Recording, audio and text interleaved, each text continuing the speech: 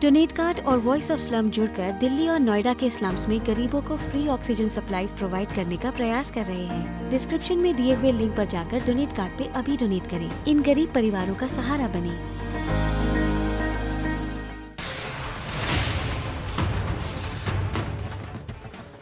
फिलिस्तीन के गाजा में काबिज आतंकी संगठन हमास को लेकर पहले ही दुनिया सतर्क है। फिलिस्तीन इजराइल के बीच हुए झगड़े में हमास ही वो संगठन था लगातार इजराइल पर रॉकेट दाग रहा था। इसे आतंकी संगठन माना जाता है। अमेरिका सहित कई और देश ऐसे हैं जो हमास को आतंकी संगठन मानते हैं। और अब पाकिस्तान से आई खबर बताती है कि पाकिस्तान आतंक के समर्थन में कितना भी नीचे गिर जाने को राजी है। इसका खुलासा खुद पाकिस्तानी सांसद ने किया है। इजराइल से नफरत में घिरे पाकिस्तान ने कुछ ऐसी बातों का खुलासा कर दिया है जिससे पूरी दुनिया के निशाने पर अब पाकिस्तान आ सकता है। खासकर वो इजराइल के गुस्से का शिकार हो सकता है। पाकिस्तानी सेना गाजा पट्टी में सक्रिय हमास के आतंकियों को मिलिट्री ट्रेनिंग दे रही है। यही वो बात है जिसका खुलासा पाकिस्तान के एक वरिष्ठ नेता और पूर्व राजनयिक राजा जफर उल हक ने किया है।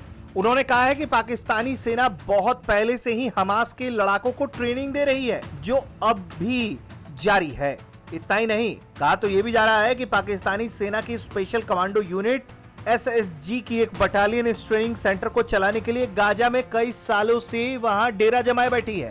बड़बोले पाकी नेता यही नहीं रुके, उन्होंने एक एक करके पाकिस्तान की इज्जत को तार तार किया। ऐसा वो पाकिस्तान को बदनाम करने के लिए नहीं, बल्कि वो पाकिस्तान की उपलब्धि गिनवाने के चक्कर में कर गए। उन्होंने ये भी बता दिया कि जब वो ट्यूनीशिया गए तो वहाँ अबू जिहाद उस समय जिंदा था, उससे उनकी मुलाकात हुई। उन्होंने कहा कि जब कभी इजराइल के साथ लड़ाई होती है, जंग होती है, झड़पें होती हैं, तो सबसे ज्यादा लड़ने वाले वो होते हैं जिन्होंने पाकिस्तान के अंदर मिलिट्री ट्रेनिंग ली है। यहाँ पर उनकी ट्रेनिंग हुई, होती रही है और अब भी हो रही है।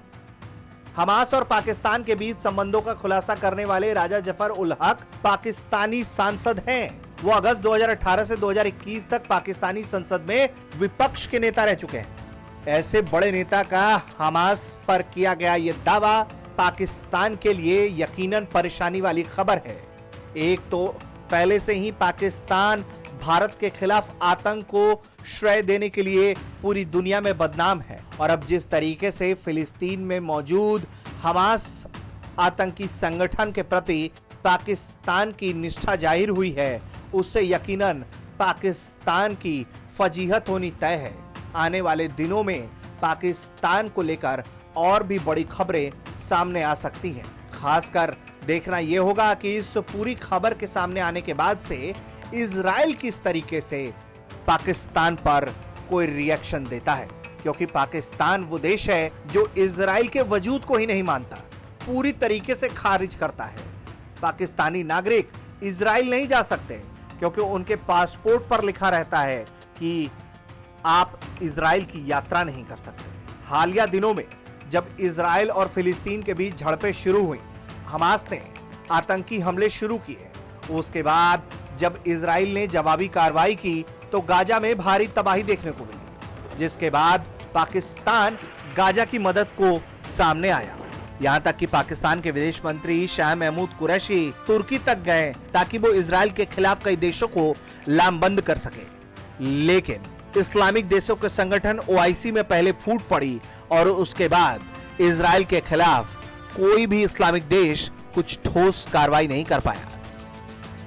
ब्यूरो रिपोर्ट, भारत तक।